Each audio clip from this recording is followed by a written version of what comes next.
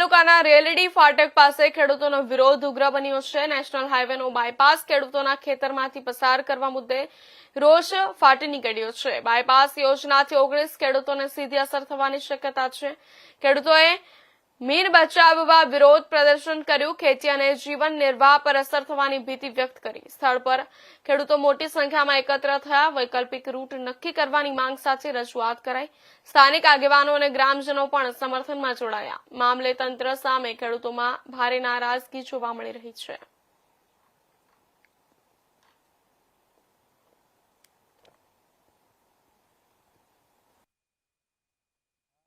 હું રજનીકાંત રતિલાલ શાહ, હું ભુજમાં રહું છું। મારી વાડી એટલે મારું વિહારધામ છે, જેમાં જૈન સંપ્રદાયના કોઈ પણ સાધુ સંતો હોય, કોઈ પણ સંપ્રદાયના હોય, એના માટેનું અમારું આખું વિહારધામ છે। ત્યાં દેરાસર છે, ઉપાશ્રય છે અને ગૌશાળા છે। અમારી પ્રવૃત્તિ માત્ર સેવાની પ્રવૃત્તિ છે। છેલ્લા 20 વર્ષથી અમે આ કરી છે, પરંતુ છેલ્લા 5 વર્ષથી નેશનલ હાઈવે વાળા જે લોકો છે એમણે અહીંથી એક નવો રોડ બનાવવાનું શરૂ કર્યું છે। તો હકીકતમાં જે રોડ છે ને, જૂનો રોડ એ લોકો જે પ્લાન પાસ થયું હતું એ પ્લાન આખું ફેરવી નાખ્યો છે।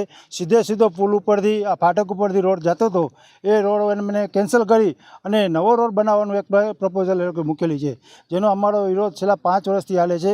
કારણ કે અમારો જૈન સંકુલ એમાં આવી જાય છે। અમારા સમગ્ર જૈન સમાજની લાગણી એમાં ખૂબ દુભાય છે, કારણ કે આમાં આખો જૈન સમાજ છે, મારું પર્સનલ નથી। ટોટલી જૈન સંપ્રદાય હોય, એના જૈન સાધુ સંતો ભગવંતો જેટલા છે બધા માટેનું વિહાર સ્થાન છે। એ લોકોથી સાઈડમાંથી તોડી અમારો સાધ્વીજી ભગવંતનો ઉપાશ્રય છે એ તોડવા માંગે છે। અમારો સખત વિરોધ છે કે છેલ્લા કેટલાક વર્ષથી ક્યાંક ખોટું પગલું છે। સાથે 18 થી 19 નાના ખેડૂતો આવી જાય છે અને રસ્તો એવી રીતે કાઢે છે કે બધાની વાડીઓ જે છે એનીથી વચ્ચેથી રસ્તો નીકળે છે, એટલે કોઈને વાડી કામ આવે એમ નથી। એ ગ્રીન પટ્ટો છે, અહીં બધાનો આજીવિકાનું સાધન છે, એટલે અમારો સખત વિરોધ છે કે આ રસ્તો જૂના પ્લાન પ્રમાણે કાઢવાની કોની ના નથી। બધા લોકો જમીન સંપાદન કરવા પણ તૈયાર છે, પ્લાન ઉપર બધા રાજી પણ છે, પણ જે જૂનો નકશો છે, જે પાસ થયેલો છે, એ નકશા ઉપર જ કામ થવું જોઈએ, એ મારી માંગણી અને લાગણી છે। તો આ માંગણી અને લાગણી તમે નેશનલ હાઈવે સુધી પહોંચાડવા માટે આપ સૌને હું ખાસ ભલામણ કરું છું। મારું નામ છે રમેશભાઈ પરમાર, કુકમા કિસાન સંઘ પ્રમુખની જવાબદારી નિભાવી રહ્યો છું। આજે શું માંગ લઈને આવ્યા છો? આજે અમારી માંગ તો લગભગ આજે છેલ્લા 4 વર્ષથી હાલે છે। અમે કચ્છ જિલ્લા વતી ભારતીય કિસાન સંઘે કચ્છ જિલ્લા કલેક્ટરને આવેદનપત્ર આપેલું હતું, લેખિતમાં આપેલું છે અને મૌખિક પણ બેઠક કરીને વાત કરેલી, પણ વારંવાર કલેક્ટરની બદલી થઈ જાય છે અને આ કામ પાછું ગૂંચવણમાં પડી જાય છે। અમારું માંગણી એ છે કે જૂનો પ્લાન છે, જૂના પ્લાન ઉપર રસ્તો બેસે છે, પુલ બેસે છે, જૂના પ્લાનની જમીન જે ખેડૂતોની આવતી હતી એને સંપાદિત કરી નાખી છે। કોન્ટ્રાક્ટરનું કામ એ અપાઈ ગયું હતું ને આ લોકોએ શું કામ રાતોરાત પ્લાન બદલાવી ને આ નવો પ્લાન ઘડ્યો છે એ અમને ખબર નથી પડતી।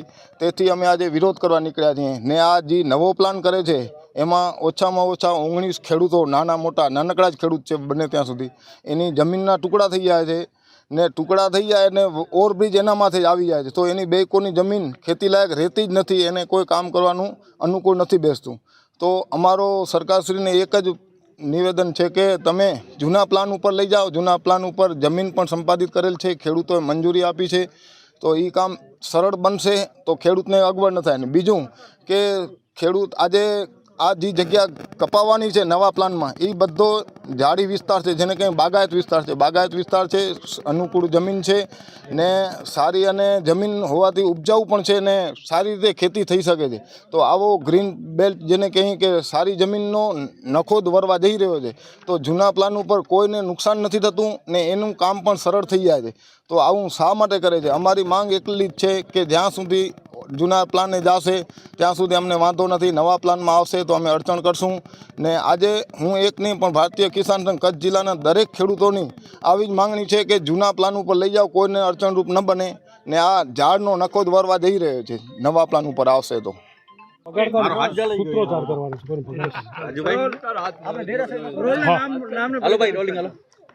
તમારું નામ, પરિચય, શું માંગ છે, શું વિરોધ છે?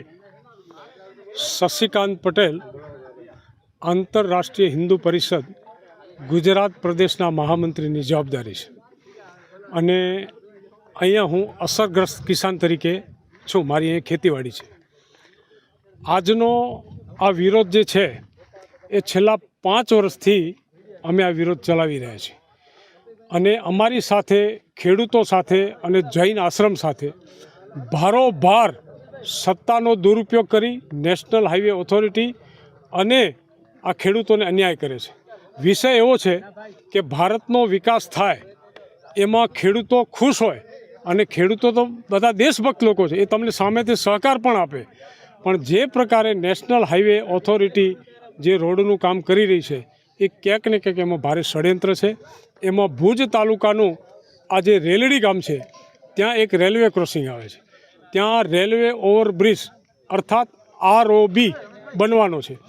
નેશનલ હાઈવે દ્વારા 2017માં એમના ઇજનેરો દ્વારા એ સ્થાનિકે રેલવે ક્રોસિંગ છે ત્યાં આવ્યા, ત્યાં માપ મેજર લીધા, ત્યાંની ડિઝાઇન તૈયાર કરી, ડિઝાઇન કર્યા પછી એનો મેપ બનાવ્યો, મેપ બન્યા પછી ગુજરાત નેશનલ ઓથોરિટીની ઓફિસમાં ગયો, ત્યાંથી ભારત સરકારમાં ગયો.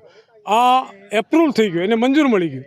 એ મંજૂરીની આધારે નેશનલ હાઈવે ટેન્ડરો બહાર પાડ્યા અને એ ટેન્ડરોમાં સદભાવના કન્સ્ટ્રક્શન કંપની હતી, એને આ ROBનું કામ સોંપવામાં આવ્યું 2017માં અને એનો જે એ પ્લાનનો જે નંબર છે એ 01/148/2017-18 આ પરિપત્રથી એમનું ટેન્ડર મંજૂર કરવામાં આવ્યું. અહીંયા બ્રિજનું કામ કરવા માટે સદભાવના કન્સ્ટ્રક્શન કંપની સ્થાનિકે આવી ગઈ. એમાં જરૂરી ખેડૂતોની જે જમીન 3-4 ખેડૂતોની ખેતીની જમીન આવતી હતી એ જમીન સંપાદિત થઈ ગઈ, એના રૂપિયા પણ ચૂકવાઈ ગયા, બધું થઈ ગયું.